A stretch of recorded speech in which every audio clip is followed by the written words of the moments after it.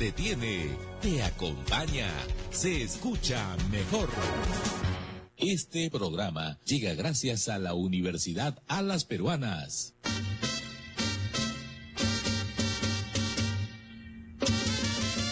Bienvenidos, a esta hora llegó el momento de presentar Imagen Cultural, el conocimiento en su completa dimensión, cultura, historia y arte, con la conducción de la socióloga Maritza Barrón Gutiérrez. Imagen Cultural, por los 1400 de Eco Radio.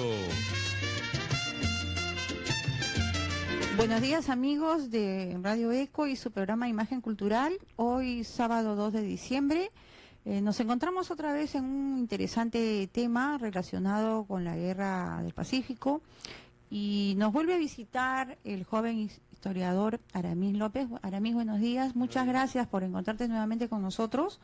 Y en este último mes del año estamos tratando de poder desarrollar algunos temas que pudieran haber quedado inconcluso, bueno, por las razones de la complejidad misma del tema, ¿no? Aramis tiene una interesante investigación sobre las mujeres en la Guerra del Pacífico, de lo cual hoy vamos a conversar, y él nos va a poder introducir en algunos aspectos novedosos, como él mismo lo manifiesta, ¿no? En estos primeros avances de su investigación. Aramis, nuevamente buenos días, muchas gracias por estar con nosotros. ¿Cuál es la importancia que tú has visto en tratar este tema? Bueno, primero agradecer nuevamente la invitación de Luz por permitirnos el espacio a los estudiantes, a los futuros historiadores, de poder compartir nuestras investigaciones, que esta que tenga el objetivo de difundirse a las masas, en realidad, que es el objetivo del conocimiento histórico. Sobre la importancia de por qué abordar la historia de la participación de las mujeres en la Guerra del Pacífico, basta recorrer la historiografía peruana, que habla sobre diferentes temas de la guerra: el aspecto político, el aspecto económico, el aspecto social. Luego, en el centenario de la Guerra del Pacífico, en 1979, se da pues este boom de trabajos historiográficos sobre el tema, ¿no? Uno de los trabajos novedosos que entra en ese espacio es el trabajo de Nelson Manrique sobre las guerrillas indígenas, que antes no habían sido tomadas en cuenta, pero sin embargo, sobre la participación de las mujeres se les menciona, pero de una manera bastante parcial. Solamente existe un artículo de esa coyuntura, que es del 85, 84, no recuerdo exactamente, de Marixa Villavicencio, conocida historiadora que hace temas de género, temas de la historia de la mujer, que escribe sobre la participación de la mujer en la guerra. Después, en el 2005-2006, hay un artículo de Juan José Rodríguez Díaz, que se llama El bello sexo en la guerra, un artículo bastante bien documentado sobre el tema, pero carecemos de un trabajo historiográfico grande, un libro especialmente, de dónde ver la participación de la mujer en la Guerra del Pacífico de diferentes aspectos, ¿no?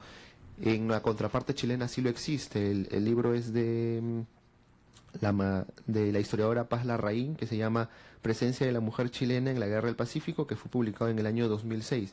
Entonces eso es lo que hace, hay una carencia de este tema en nuestra historiografía, y eso me hace a mí ver cómo hay, y a través de una investigación para mi futura tesis, que es sobre los combatientes de la Guerra del Pacífico, es decir, los soldados indígenas y todos los que participan, y es que muchos de ellos se narra y hay una participación de la mujer que ha sido olvidada y que no ha sido tomada ni abordada efectivamente como debiera, ¿no? Claro, cuando nosotros estamos hablando de la mujer, en realidad es un concepto bastante amplio, claro, ¿no es cierto?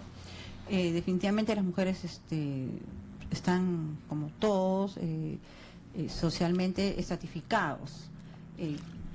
En el caso de la mujer, que se ha puesto el acento en los artículos que nosotros estado Sevilla Vicencio, tenemos algunos testimonios, inclusive hasta orales, ¿no?, de mujeres del pueblo.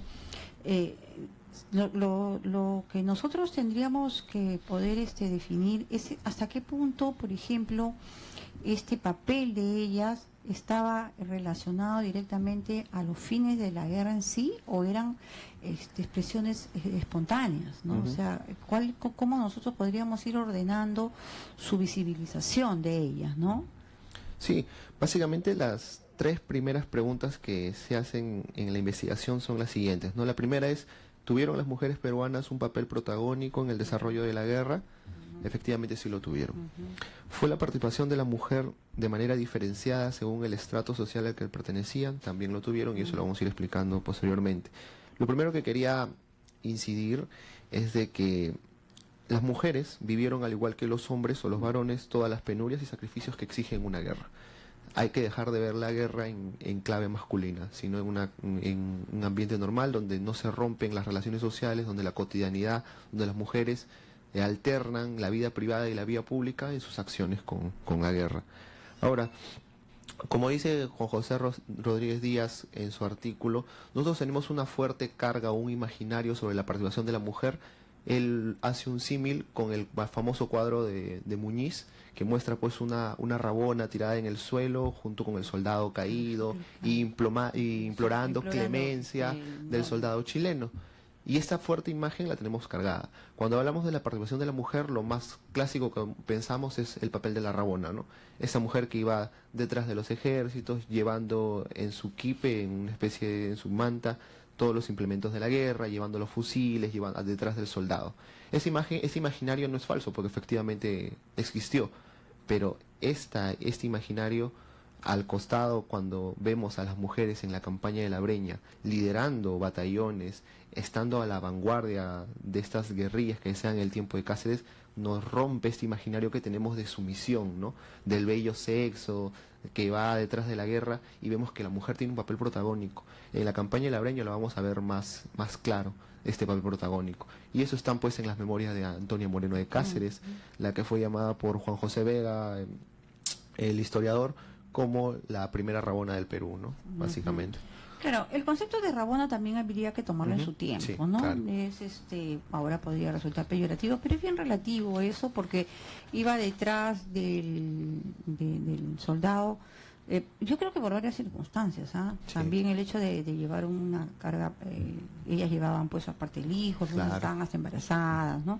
Y el otro aspecto era que el papel del hombre sí era estrictamente militar, ¿no? Ahora, respecto a organizando ya la participación, ¿en qué circunstancias ya ingresan las rabonas? Porque es entendible en unas guerrillas o en montoneras, porque no son ejércitos convencionales. Ya en un ejército es muy difícil entender una rabona, ¿no? O una mujer de auxilio, el momento ya se hace más presente el papel de la rabona? Sí. En el conflicto, ¿no? En el periodo del conflicto. En la historia militar en general, las mujeres tuvieron una participación directa en la guerra. Y ya lo vemos también en los ejércitos de Europa, por ejemplo, los ejércitos de Flandes, que contaban con un contingente de mujeres llamadas cantineras que llevaban el agua de los soldados o se dedicaban a dar unos productos para los soldados. En el caso latinoamericano, andino en especial, la presencia de la mujer en los ejércitos nacionales va a ser de manera directa. Lo vamos a ver en Chile, lo vamos a ver en Perú y en Argentina, básicamente, y en Bolivia. La participación de la mujer está documentada, de la rabona en especial, desde la guerra de independencia. Ya hay las memorias, por ejemplo, del virrey, si no me equivoco, del virrey Pezuela, que habla de estas mujeres que iban detrás de los ejércitos, que se encargaban de llevar la alimentación del rancho del soldado. Desde ese momento podemos rastrear. Hay algunos comentarios de algunos historiadores militares que incluso lo rastrean desde el incanato. Pero es una investigación que está en proceso y están hablando de que incluso las llamadas intipayas que van detrás de los ejércitos llevando algunas cosas. Pero donde podemos hacer un registro histórico más preciso es la participación de la mujer desde los ejércitos nacionales en la independencia, básicamente. Ahí vamos a ver la participación porque hay documentos que lo prueban, ¿no? Hay procesos y toda esta documentación está presente en el Archivo Histórico Militar. Ahí están las listas de las mujeres, con el sesgo de la época, ¿no? Por ejemplo, hay documentos sobre la guerra que encontramos. Cantinera, no sé, Benigna Morales, perteneciente al soldado Remigio Suárez. ¿Cantinera se usaba también acá? Porque las Sí. cantineras eran las chilenas, Sí, ¿cierto? también se usaba ese término. Hay documentación donde dice cantinera y no dice rabona. Hay documentación que habla de cantinera. Refiriéndose para peruanos. Refiriéndose a peruana. Hay también ese doble juego. Ahora, la acuñación del término rabona, lo más esencial es pues porque estos iban detrás de los ejércitos. pero según las nuevas investigaciones y los testimonios principalmente de extranjeros, de viajeros que van a la guerra, como David, como Mason, norteamericanos, que ellos están en el contexto de la guerra como observadores militares, vamos a ver de que esta posición de mujeres detrás de los ejércitos no era tan cierto que digamos. Más bien ellos hablan de que ellas van a la vanguardia del ejército. ¿Por qué van a la vanguardia? Que ellas van a la vanguardia para poder preparar el rancho, para poder preparar el lugar donde iban a descansar las tropas. O sea, es un concepto de la vanguardia, pero no en términos militares, sino en términos, ¿cómo podríamos decir?, circunstanciales. Puede ser una especie de una tregua, sí, ¿no es cierto? Exacto. Ellas iban necesariamente llevando los implementos. Entonces, el testimonio más claro y más y que da muchos detalles es el de Robert Markham, por ejemplo. Él, por ejemplo, habla sobre las rabonas, que dice, por ejemplo, lo siguiente, ¿no? Se permite a las mujeres de los reclutas, llamadas rabonas, seguir a los regimientos en que sirven sus maridos. No reciben ración, sino que se alimentan con parte de la que les toca a los cónyuges. Estas fieles y sufridas criaturas siguen a los ejércitos en sus largas y fatigosas marchas, llevando las mochilas y utensilios de cocina, carga que a veces agrava el peso de un niño de pecho. Ni bien se hace el alto, la rabona se afana en preparar el alimento de su marido, que por lo común tiene ya dispuesto al romperse las filas. En el combate se le ve atendiendo a los heridos, satisfaciendo sus necesidades y mitigando el sufrimiento de la sequía intensa, ¿no? Acá hay un dato que se nos está escapando. Las rabonas no recibían ración, no recibían alimentación. Ellas compartían la ración que se les daba al soldado. Entonces estas mujeres no recibían pago alguno. El oficial peruano sí lo recibía, el soldado sí lo recibía, y el rancho estaba estipulado que tenía que recibirlo, pero la rabona no lo recibía. Entonces es una labor bastante sacrificada de estas mujeres que iban en los ejércitos peruanos, principalmente. Y es un fenómeno también latinoamericano, porque en México también vamos a ver mujeres en la independencia, detrás de los ejércitos, que también participan, que si no me equivoco las llaman las Juanas. En Argentina también hay otros tipos de mujeres con otro nombre. En la Revolución Mexicana también hay mujeres participando, las llamadas Adelitas. Las Adelitas, sí. En el ejército argentino también los hay, de estas mujeres que también son seguidoras de los ejércitos, llevando los implementos y que también son prostitutas. Entonces, esta participación femenina la hay en los ejércitos en el medio de la construcción del Estado-Nación en todo el siglo decimonónico. Hay una fuerte presencia de la mujer en los ejércitos, que ha sido ignorada en muchos aspectos, ¿no? Como lo decía en principio, adolecemos de un trabajo de investigación grande y documentado para ver pues esta participación de la mujer en la breña. Solamente contamos con algunos artículos de determinados libros del ejército donde hablan de la participación de la mujer, esos artículos que cité anteriormente, pero no hay un trabajo, un corpus documentado como hay en Chile, que también fue recién también, que es la de Paz Larraín, que es un libro muy bueno que se llama Presencia de la mujer chilena en la Guerra del Pacífico. Quizás en el caso de Chile tenga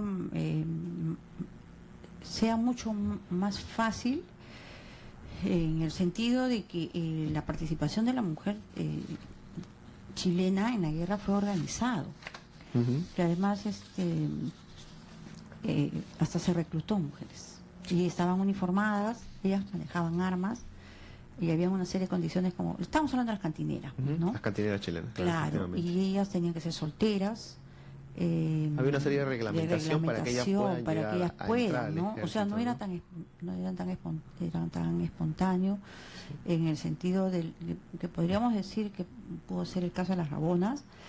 Y fue una característica de nuestra idiosincrasia en realidad peruana, porque lo que podemos leer es, por ejemplo, las rabonas reemplazan la institución que se llama la Intendencia del Ejército.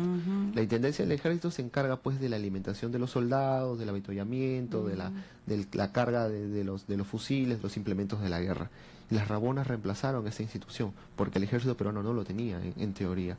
En realidad, cuando se llega a la guerra en 1879, ninguno de los tres ejércitos, ni Bolivia, ni Chile, ni Perú, tiene una intendencia consolidada. Chile lo construye a través de la guerra. La ventaja que tenía el Perú en esta guerra, entre comillas, es que se desarrolla en nuestro territorio. Entonces, para poder tener el rancho de los soldados, se contrataba a algunos proveedores nacionales o extranjeros para que puedan dar la comida a esos concesionarios. Lo segundo es que también estos proveedores pudieran dar el uniforme, el armamento, las botas o los pocos zapatos o calzado que pudiera llevar el soldado. En el ámbito boliviano también pasaba lo mismo. Como la guerra no era en su territorio, dependían mucho del Perú. Incluso podemos encontrar documentación de que Bolivia le pide a Perú prestado determinados fusiles y luego tiene que devolvérselos. Y en el caso chileno es más complicada la situación. Tratar de trasladar desde su centro de operaciones al sur todo lo que tenga que ver con avituallamiento, todo lo que tenga que ver con rancho para las tropas es sumamente complicado. Cuando Chile logra consolidarse con la caída del Huáscar, el 8 de octubre.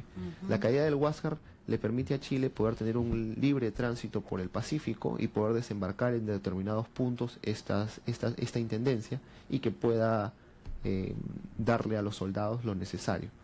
Y es por eso que en las primeras etapas de la guerra, los soldados chilenos sufren demasiadas penurias, porque están atravesando por un territorio enemigo y hostil, y un territorio donde el agua era demasiado preciada.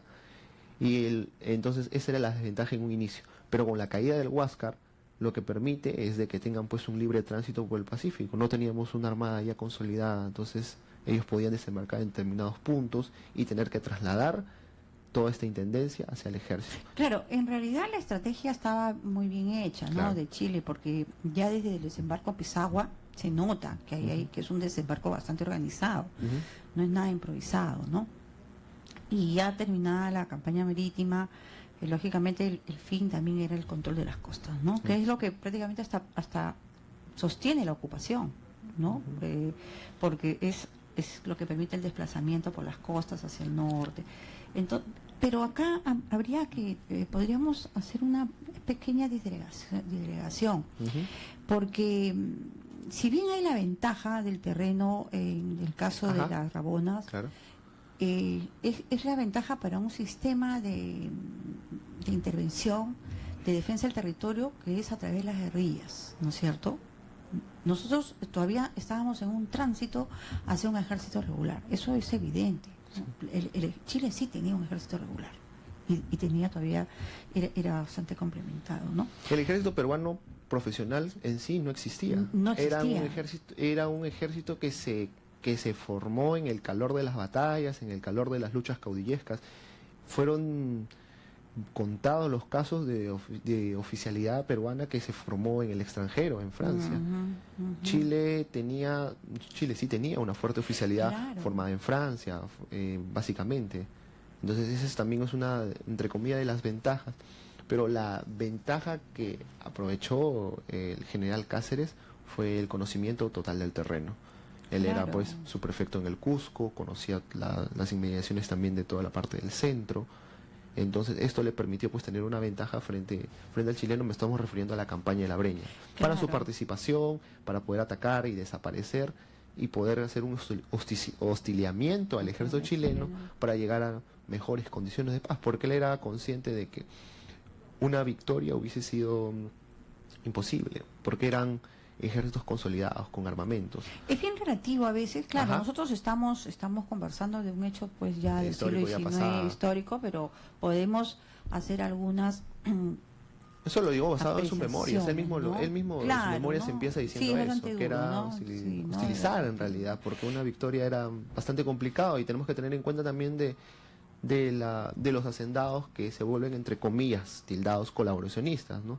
Que deciden colaborar con el ejército chileno porque se dan cuenta que esta guerra estaba durando, se estaba prolongando, y había el peligro para ellos de que esta indiada, como los llaman en los documentos, esta indiada armada esta indiada armada pudiera al final querer revertir las cosas, el orden establecido. Pero ese también era el problema para Chile, porque los chilenos no tenían en realidad en mente una ocupación tan larga, ¿no? Al parecer, ¿no? Para ellos terminado el objetivo era retirarse, pero sin embargo el periodo de la ocupación, hasta lo que yo he podido leer, no estaba previsto que fuera tanto tiempo, tan largo, ¿no? Es que se pensaba que con la caída de Lima ya se podía ya pues firmar lo que es un tratado de paz con cesión territorial y con las estipulaciones que estaban primero pues en las conferencias de la Caguana, ¿no? Que había una que querían el territorio hasta Moquegua en realidad, ¿no? Más bien lo que se puede decir es que con las guerrillas de Cáceres pues es que estas ambiciones territoriales, entre comillas, se ven disminuidas, ¿no? para una paz un poco más justa, entre comillas. Claro, Pero si lo comparamos con los primeros planteamientos que se dan en el calor de la batalla y en un ambiente donde el ejército chileno obviamente estaba en victoria, se pide hasta Moquegua. Y eso es la situación que llega con esto. Ahora, un poco volviendo al tema, para no escaparnos de la mujer, hay que tener en cuenta que la participación de la mujer, según Villavicencio, según Juan José Rodríguez y según la documentación que he podido revisar, se va a dar de manera diferenciada. Primero, las mujeres, entre comillas, de buena posición o de élite van a tener una participación indirecta, lo podemos llamar, porque no estuvieron en el campo de batalla, pero también arriesgada, y eso lo vamos a ver más adelante. Esta participación indirecta va a ser mediante el envío de pertrechos de guerra, organización de comités de apoyo económico y social, organización de colectas nacionales, bordado de uniformes, confección de uniformes, comités de sanidad, o sea, en las ambulancias, etcétera. Mientras las mujeres, entre comillas, de los sectores populares o de la plebe, van a tener una labor más directa e inclusive más arriesgada que sus congéneres de la élite. Esta van a formar parte del sistema de logística o intendencia que carecía el ejército peruano. Estamos hablando de las rabonas, pero más allá de las rabonas, que su función era, entre comillas, la preparación del rancho, la atención de los heridos, cargar los bagajes de guerra, e incluso en determinadas circunstancias toma el fusil contra el enemigo chileno. También está el resaltar el papel protagónico de la mujer en la campaña de la Breña como espía, como jefa guerrillera, incluso disparando fusiles, cargando la bayoneta, trenzando la onda y despeñando una galga o alzando el rejón contra el invasor. Eso está documentado. Sí, está documentado. No son cosas que una salida, está documentado. Sí. Por ejemplo, sobre estas rabonas que uno la ve, este imaginario que hablábamos de la mujer dócil detrás de los ejércitos, no condice con los testimonios de la época. Entonces, Elvira García, ella escribe en su libro la mujer peruana a través de los siglos. Ella escribe sobre la llamada rabona, que la bautizan como Dolores, una rabona anónima que después de la batalla de San Francisco, que se da en el Cerro Dolores, la llaman Dolores, ¿no? Y esa mujer era esposa de un sargento. En medio de la lucha ve caer al sargento, que era su esposo, muerto, toma el fusil y se lanza contra el enemigo y tilda de cobardes a los demás, ¿no? Que avancen para pelear.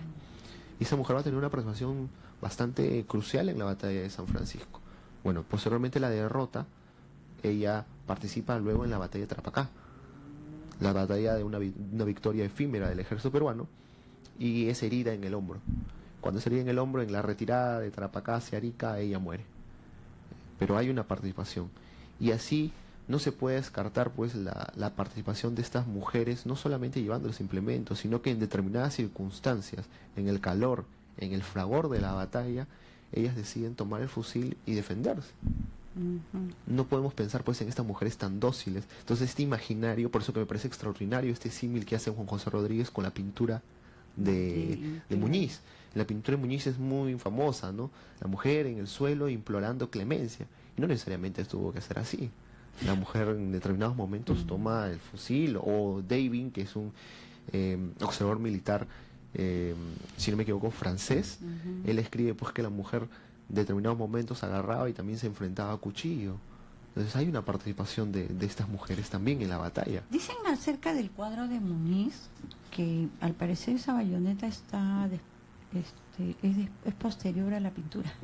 Es posible. Fue posible. Claro, lo que pasa es que siempre las guerras están sucedidas, las guerras tienen que ensalzarse elementos también que después van a constituirse como parte de la nación, ¿no es cierto? Pero ya en este caso de las rabonas hay algo que a mí me llama mucha curiosidad, y tú eres la persona indicada, ¿no?, para poderte plantear. ¿Cuánto de lo que hizo la Rabona era orgánico, organizado? O sea, si sabiendo que ellas estaban ahí, o sea, nadie las podía retirar a ellas del campo de batalla, cumplía un rol para los objetivos de la guerra. ¿Y cuánto de eso eran solamente casos aislados? Pues sin desconocer la heroicidad de estos hechos, ¿no? En realidad hubieron intentos en medio pues de estos proyectos modernizadores del ejército de apartar a las mujeres de la guerra, ¿no? Y consolidar pues lo que es una intendencia. Pero teníamos un sistema precario y tiene que ver mucho también la tradición en los ejércitos. La tradición es más fuerte incluso que la realidad. La realidad, claro. Y eso sucede en Bolivia y sucede en Perú básicamente, porque hay algunos documentos de la época de militares peruanos donde ellos aclaran su disconformidad con que estas mujeres estén ahí en el campo de batalla llevando, pero también en el mismo documento afirman que se dan cuenta de que esas mujeres son importantes para el ejército en medio de este conflicto y que tratar de sacarlas, hay algunos que incluso hablan de que estos hombres van a desertar si es que se van las Rabonas. ¿Por qué? Porque hay un fuerte vínculo entre el soldado y su Rabona. Su Rabona no necesariamente era la esposa, podía ser incluso la madre, podía ser la hermana, o podría ser incluso un amante. No se pero puede... hay la idea de que era por hombre su esposa, pero sin embargo no, Hay estamos más allá, hablando, claro, hay de que por hombre habían 4 mujeres, ¿no? Que puede ser la hermana, la mamá, Sí, pues, ¿no? exactamente. Y no se puede descartar esposa. también que incluso algunas eran amantes o incluso Sí, eran prostitutas en medio de un conflicto donde estamos en crisis. No es nada descabellado poder afirmar ello, ¿no? Entonces, lo que podemos ver en la importancia de las Rabonas, más allá de que éstas puedan llevar el agua, más allá de que éstas llevan el fusil cargando los bagajes, es que hay un fuerte vínculo sentimental. Es que el soldado presente en la campaña y en todas sus penurias tiene pues a la madre, a la hermana, a la esposa o a la hija presente. Hay un fuerte vínculo y hay mujeres incluso que dan a luz en el campo de batalla. Hay algunos testimonios, por ejemplo, de una Rabona, hace poco leía, que había dado a luz después de la batalla de Trapacá y a su hija la llamaron Victoria en honor a esa, y esa documentación está en el archivo histórico militar de un soldado que escribe como una especie de testimonio para pedir su pensión al Estado, y él afirma, ¿no? En medio de la campaña yo estaba con mi Rabona, con mi esposa, y esta tiene a mi hija en el campo de batalla. Como fue una victoria a Trapacá, decidimos llamarla Victoria. O sea, no es una salvedad, sino que está basado en documentación. Entonces, esa es la fuerte relación, ¿no? La tradición es muy fuerte para tratar de apartar a las Rabonas. Y lo segundo, tiene también que ver con la moral del soldado, porque hay una fuerte carga afectiva de la relación, como decía, entre la Rabona y el soldado o el recluta que va a la batalla, ¿no? Principalmente hablamos también de estos hombres levados a la fuerza, ¿no? Estos indígenas que son levados, extraídos de sus tierras para que vayan a pelear al sur. Teníamos un ejército consolidado, un ejército profesional, que después de la batalla de Tacna ya no existe, pero en un principio sí lo tenemos, y también tenemos a los hombres reclutados, levados. También exceptuamos también los hombres. Es una práctica de la época, porque también se da en Chile, también se da en Bolivia, y lo hay. En Chile también ocurre lo mismo. Si bien también hay un boom en los 3 países del afán del patriótico, de muchos hombres de enrolarse al ejército para defender la patria, en determinado momento de la guerra ya disminuyen este afán de poder ir a la guerra. Y cuando disminuye este afán, tú tienes que reemplazar a los hombres que están muriendo en el combate para poder ganar la guerra. Es vital la presencia de los hombres para poder ganar. Y si no tienes los medios, se trató de echar mano a lo más usual, que era la leva o la recluta. Extraer a los hombres de la campaña y elevarlos al ejército a la fuerza, ¿no? Vestirlos y listo. Práctica que se ha usado hasta el siglo XX, Sí, para poder enfrentar el terrorismo. O sea que no eran... No es nada descabellado en realidad. No, o sea, no hay nada... Es un hecho que existió, ¿no? Exactamente. Ahora, mira, ¿cómo nosotros entendemos el papel de las mujeres uniendo a este conjunto de lo que significó la guerra? Porque ha habido oficiales que han participado, inclusive se habla de oficiales que no hablaban quechua. Exacto. Y las Rabonas es posible que la mayoría hablara quechua. Sí. Es posible. No existe, por ejemplo, había un problema en el racionamiento del agua. Al existir una Rabona, no ponía en riesgo el racionamiento, por ejemplo, del agua. ¿Existe algún testimonio respecto de oficiales que hayan tenido una concepción de la guerra? Es decir, yo dirijo a hombres, pero acá hay mujeres también. Eso tiene que ver con el sistema de intendencia que no existía en el Perú. hay que tener en cuenta tres cosas primero.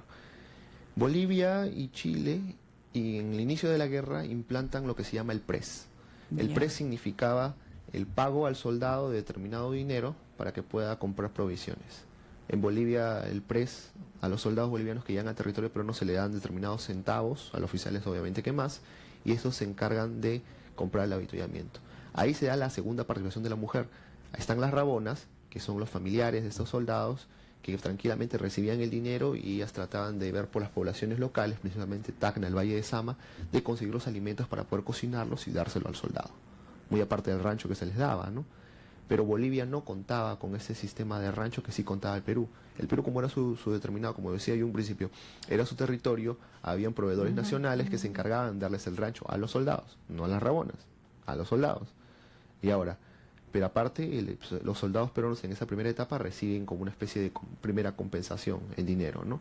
Y ese dinero o bien lo guardan, o bien se lo dan a sus rabonas, y esas se encargan de poder comprarle diferentes alimentos, ¿no? Hay que tener en cuenta también que el rancho de la tropa, pues no vamos a pensar que es algo en demasía, es algo bastante frugal en medio de una campaña. Entonces este dinero le permitía a la rabona poder comprar y también poder alimentarse, básicamente, y poder acceder al agua en el Valle de Sama, en la parte también de Tacna, que era muy mala, según los testimonios, y que incluso más que salvarles la vida, incluso los enfermaba. Hay testimonios pues de enfermedades que con el agua que consumían los soldados. En el lado boliviano era más complicado, porque una guerra que no era en su territorio, el soldado boliviano no se recibía un rancho determinado, sino mediante ese sistema del PRES, eran las rabonas las que se encargaban pues de comprar los alimentos en las inmediaciones y preparar el rancho. Pero sin embargo habían otras mujeres que participaban en la guerra que se llaman las vivanderas. Las vivanderas eran las que no eran rabonas de alguno de los soldados, que podían ser mujeres indígenas y que cobraban por dar determinados platillos, ¿no? Incluso hay testimonios que antes de la batalla de Tacna estas vivanderas comienzan a vender caldos, comienzan a vender bistecs, ¿no? A ver, vamos a dejar en suspenso, vamos a hacer un pequeñito corte para hablar sobre las vivanderas.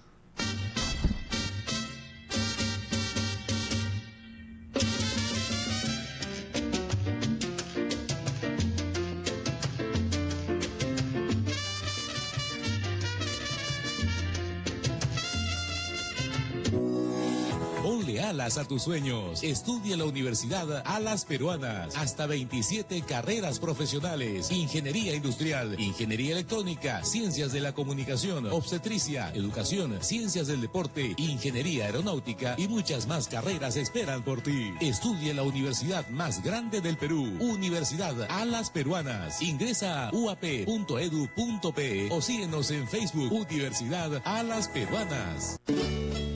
Cada sábado a las 11 de la mañana, las melodías del recuerdo tienen un espacio en los 1400 de la amplitud modulada. Ecos del Recuerdo. Los grupos y cantantes que marcaron época desfilarán en el escenario imaginario de la radio.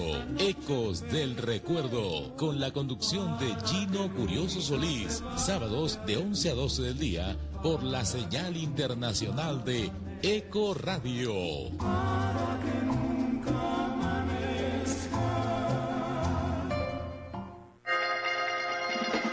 Amigo miembro de nuestras gloriosas Fuerzas Armadas, la cooperativa Alas Peruanas ofrece una gama de préstamos a bajísimos intereses. También contamos con servicio de hospedaje en sus hostales, Granada y Virreyes, beneficio de previsión social, colegios, institutos, convenio con instituciones de prestigio, CEPRE-UAP y la Universidad Alas Peruanas, a nivel nacional y su modalidad a distancia. ¿Aún no eres socio? ¿Qué estás esperando? Ven e inscríbete y goza de nuestros servicios y beneficios. Visítanos, Girón Pachacútec 2052, Jesús María, a media cuadra de la esquina Salaverry y San Felipe, y en provincias con nuestros delegados a nivel nacional. Visita nuestra página web www.alaspe.pe.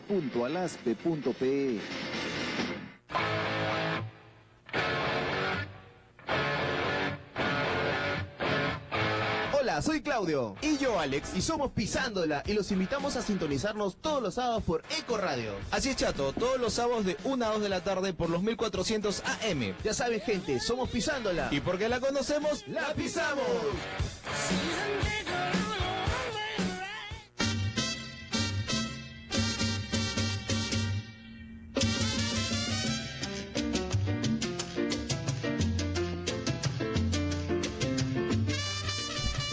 Amigos, continuamos conversando este tema interesante sobre las mujeres en la guerra con Chile.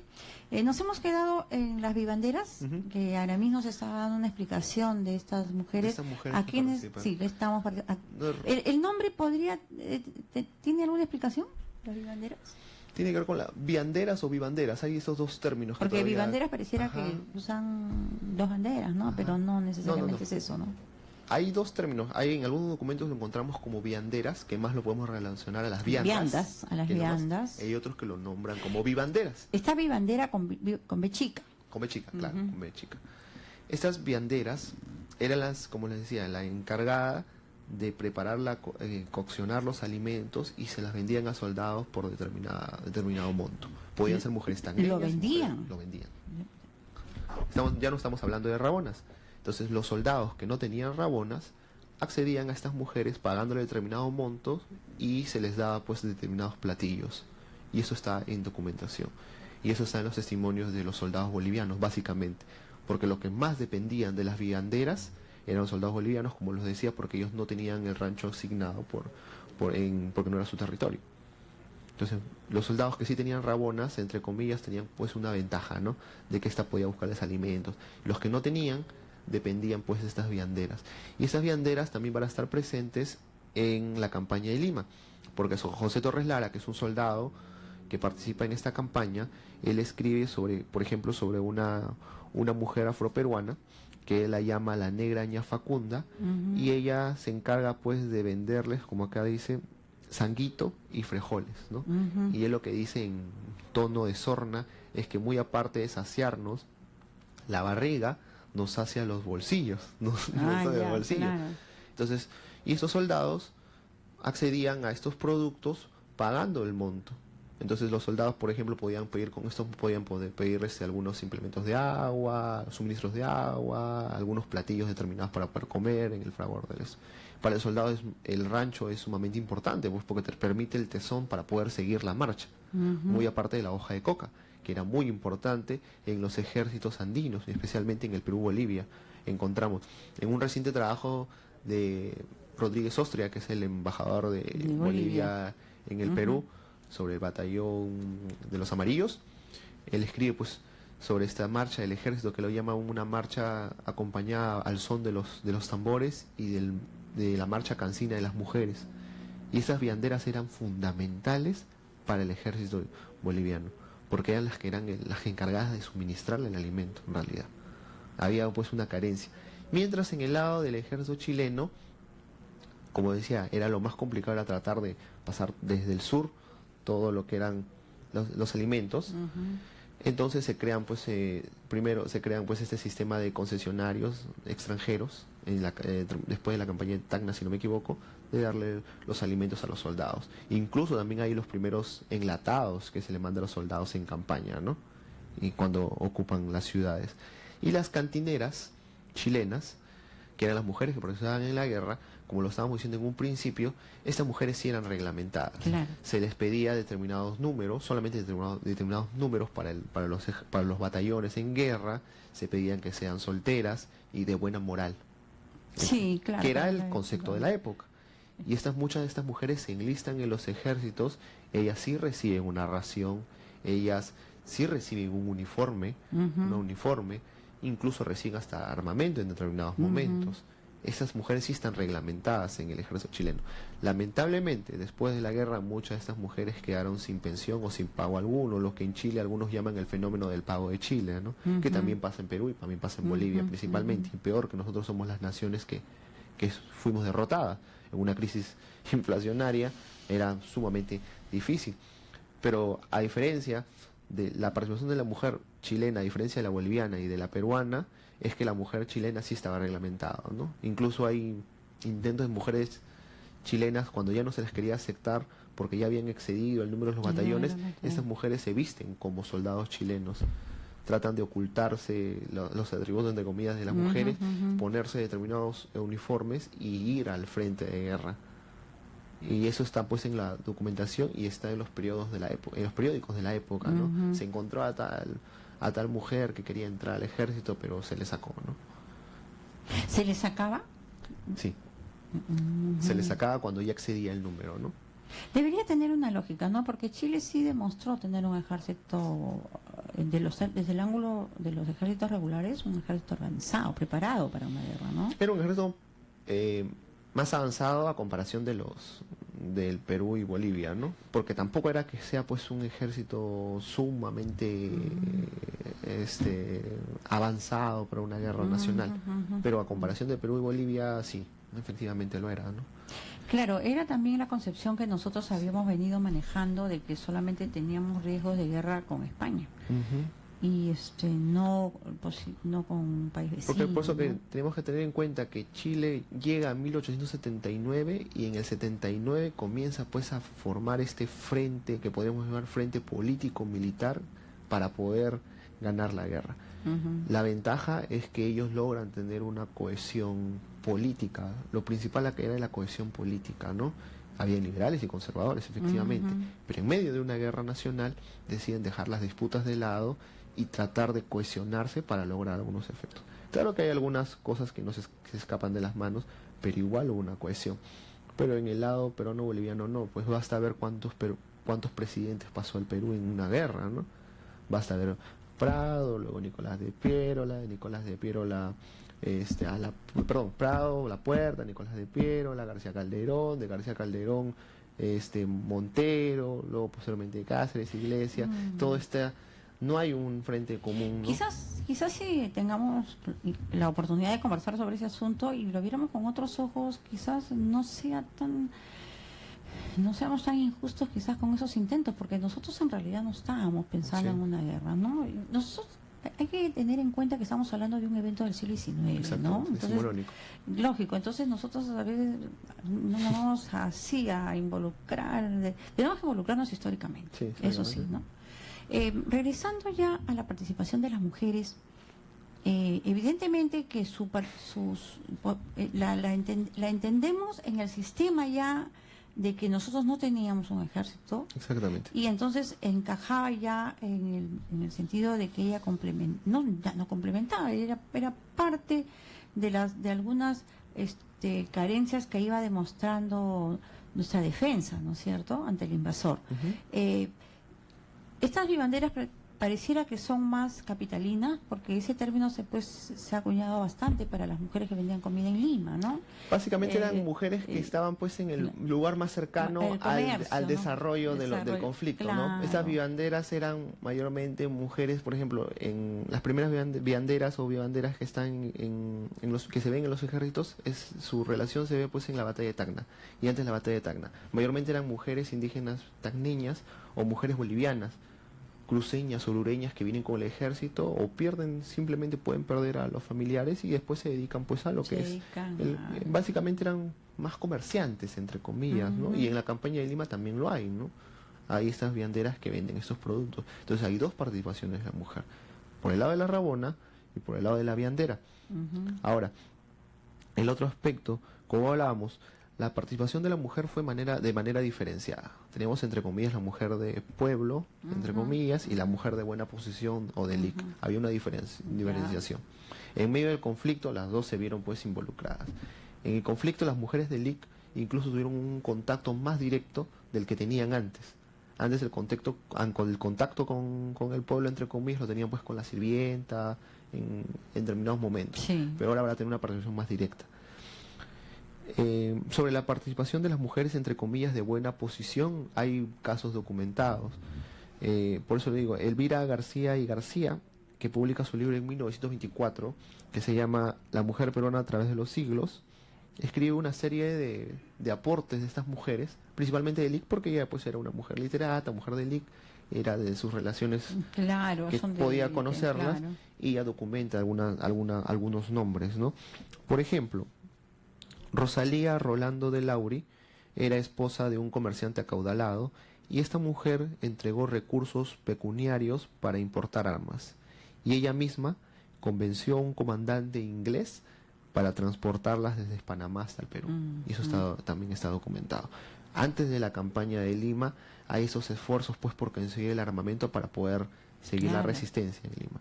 esta mujer que se llama Rosalía Rolandos de Lauri, mujer de posición, mujer de LIC, que tenía una amistad afianzada con el comandante inglés del, si no me equivoco, del buque Columbia, lo convence de que desde Panamá recoja un cajón de armamento que le iba a dar uno de, si no me equivoco, el embajador de Panamá, un diplomático peruano, y lo trajera bajo bandera neutral, pues la bandera inglesa, y lo transportara en el Callao. Porque hay que recordar que las patrullas chilenas y los buques chilenos estaban continuamente por el Pacífico supervisando de que no llegara el armamento. Entonces esta mujer, desde su posición, lo convence y logra pues que llegue armamento también a través de esto. Tenemos también la participación de las mujeres de LIC, básicamente en la formación de hospitales de sangre y ambulancias, antes de la campaña de Lima y durante la campaña de Lima. Estas mujeres se asocian, se unen a la Cruz Roja y comienzan a actuar como voluntarias, curando los heridos después de la batalla y sin distinción de nacionalidad. Por ejemplo, Isabel González Prada, ella se encargó pues de la formación de hospitales de sangre y ambulancias, como lo decía en la campaña de Lima. Luego en las batallas de San Juan y la batalla de Miraflores, llegan heridos peruanos y chilenos de la batalla. Y ella respondía cuando les decían, ella no discriminaba entre peruanos y chilenos, ella decía, entre comillas, ¿para qué? Si todos sufren, es caritativo ayudarlos a calmar su dolor. Es decir, no tenía por qué hacer diferencia entre peruano y chileno, eran heridos y punto. Era una actividad caritativa de la época. Hay que también entender el contexto decimonónico, el argamaje mental de las mujeres, ¿no? Desde esa época. Rosario Cárdenas del Solar, por ejemplo, en medio de la guerra, abre un taller con sus fondos personales para coser ropa para el ejército. Y de este modo pensó en darle trabajo remunerado a las familias pobres del sur. Luego tenemos la gran colecta para la guerra, la más famosa. 50 señoras impulsan una colecta de objetos con la finalidad de rifarlos. El objetivo era pues comprar lo que era un buque. Después de la pérdida del Huáscar se pensaba comprar un buque que pudiera hacer contrapeso a los buques chilenos, ¿no? Estas damas que estás hablando, ¿de dónde son? Son principalmente Sí, de Lima. De Lima. De Lima. Básicamente de Lima. Por ejemplo, ahora tenemos una de Tacna. Alcira Zapata, que es uno de los testimonios que me parece bastante deslumbrante. Esa mujer, luego de la batalla de Tacna, se asocia con otras mujeres y comienza a recoger a los heridos que están en las calles de Tacna, heridos peruanos, heridos chilenos. Y esa mujer, como fue de manera voluntaria, se asocia a la Cruz Roja y comienza a curarlos. Pero dada su inexperiencia y dadas las condiciones en las cuales estaba, esta mujer muere, producto del contagio de enfermedades con los soldados, porque ella se puso en la parte donde están los soldados heridos y los que estaban más vulnerables, y ella, mujer, comienza a curarlos e inclusive muere. Y esto lo nombra también Basadre, no solamente Elvira García García. Entonces hay una participación de las mujeres del LIC básicamente en lo que son, primero, lo que es sanidad. Segundo, en lo que es hilado, comienzan a bordar uniformes, mandarlo. Tercero, se unen en asociaciones para darles comidas. Por ejemplo, en los periódicos como La Bolsa de Arequipa, hay informes de mujeres de LIC que les ofrecen, no sé, un día sábado, un determinado almuerzo a todo el batallón. Entonces hay una participación de manera indirecta, porque no están en el mismo campo de batalla, excepto las mujeres de sanidad, pero que participan en la guerra. Entonces podemos decir pues que estas mujeres tienen una cuota de sangre en el conflicto y no se puede ignorarlas del proceso. Y las que tienen una participación más directa y más arriesgada en el campo de batalla son las mujeres de la plebe, entre comillas. Y ahora vamos a pasar a la Breña, y en la Breña vamos a ver pues unos testimonios más grandes y más interesantes, ¿no?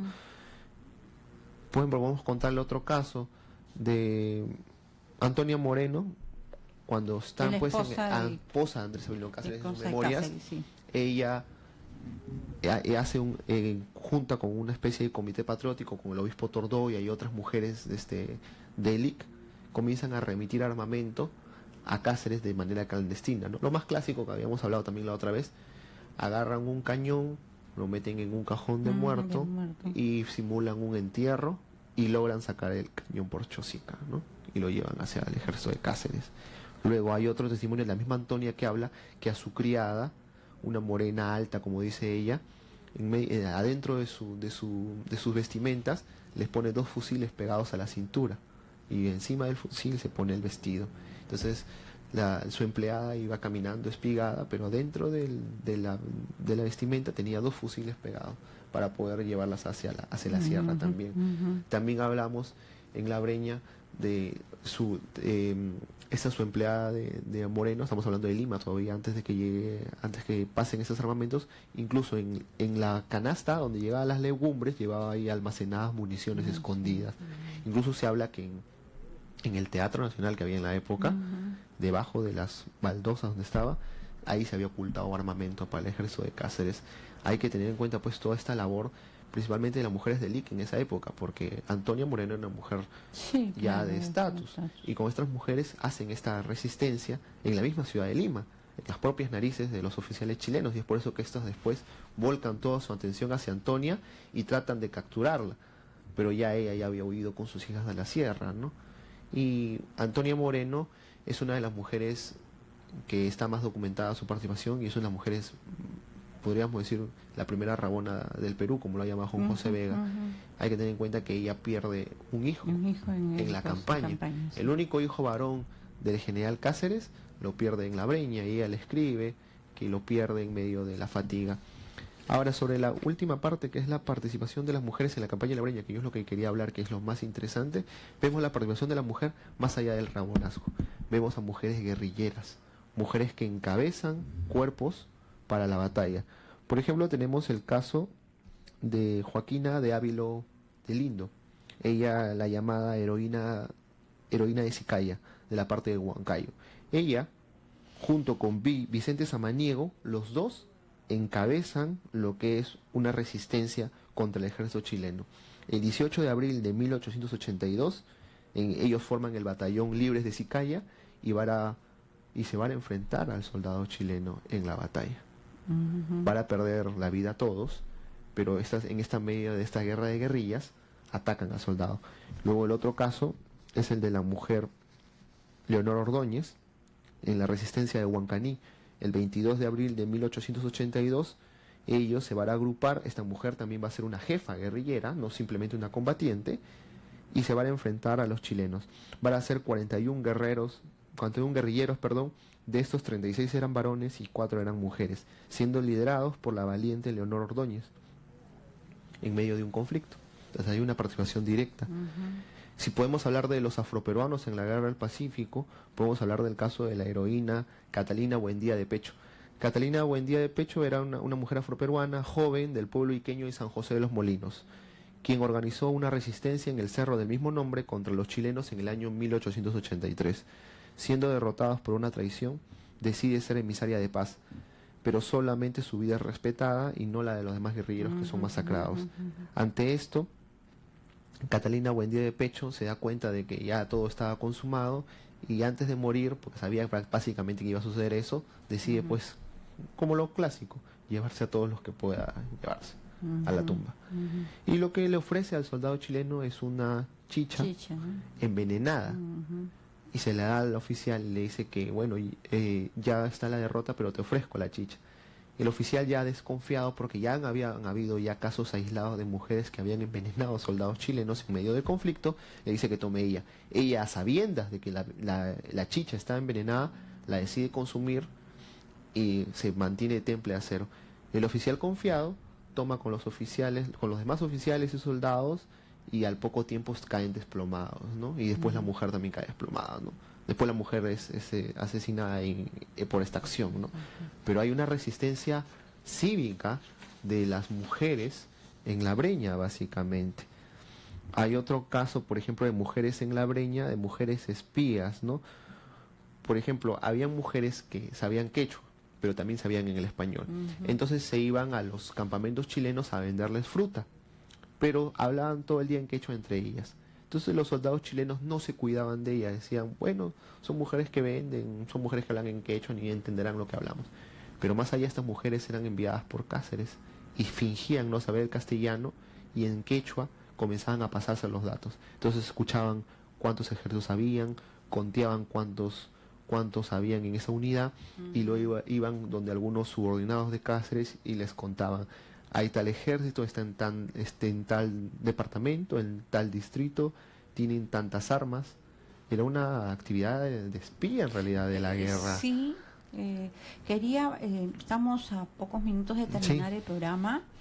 ¿Y cómo podrías tú entonces darnos por lo menos un primer avance para ya hablar de la participación de la mujer, quitándonos algunos sesgos, ¿no? Por ejemplo, hacer la mención de la raza, de la condición social. Quizás la condición social sí nos puede ayudar a entender algo, pero sí estamos hablando de una participación no tan doméstica, ¿ah? Y además que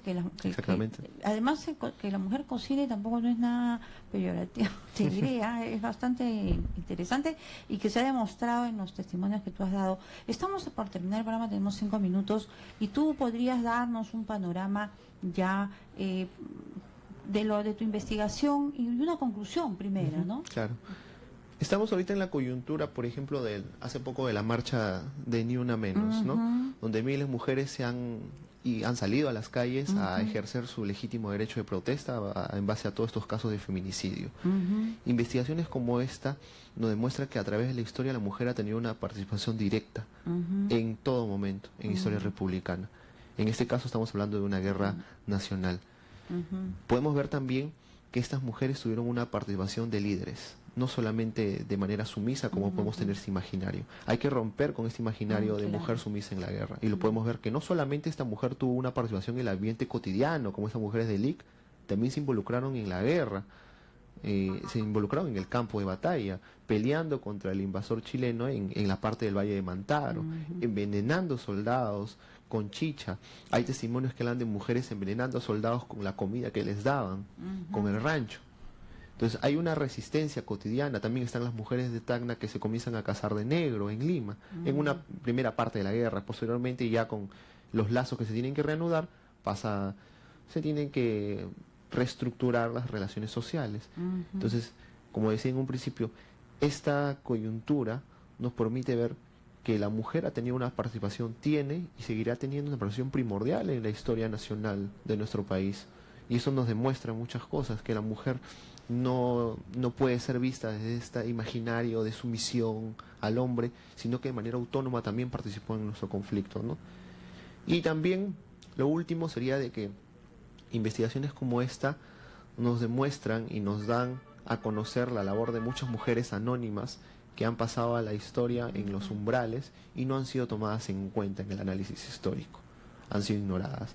Hay poca documentación, es verdad, porque el mismo sesgo ideológico de la época era no nombrarlas, pero de la poca información se puede sacar algunos alcances de su participación, de su importancia en la guerra, en realidad.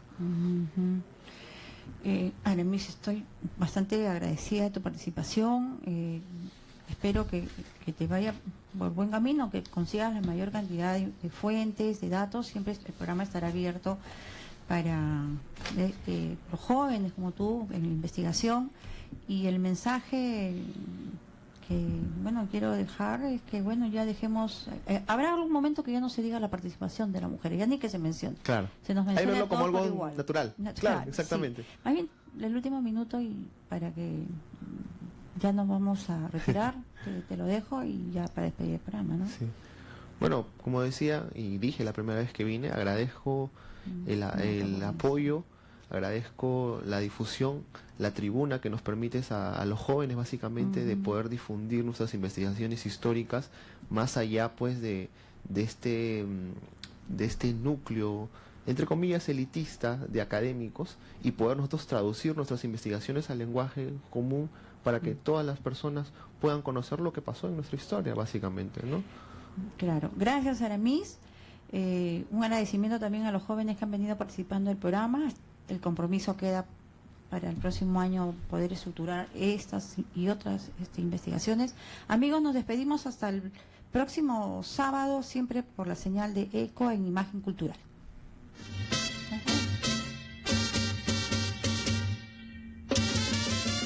por los 1400 de la amplitud modulada, hemos presentado Imagen Cultural, el conocimiento en su completa dimensión, cultura, historia y arte, con la acertada conducción de la socióloga Maritza Barrón Gutiérrez. Imagen Cultural retorna contigo el próximo sábado por los 1400 de Eco Radio.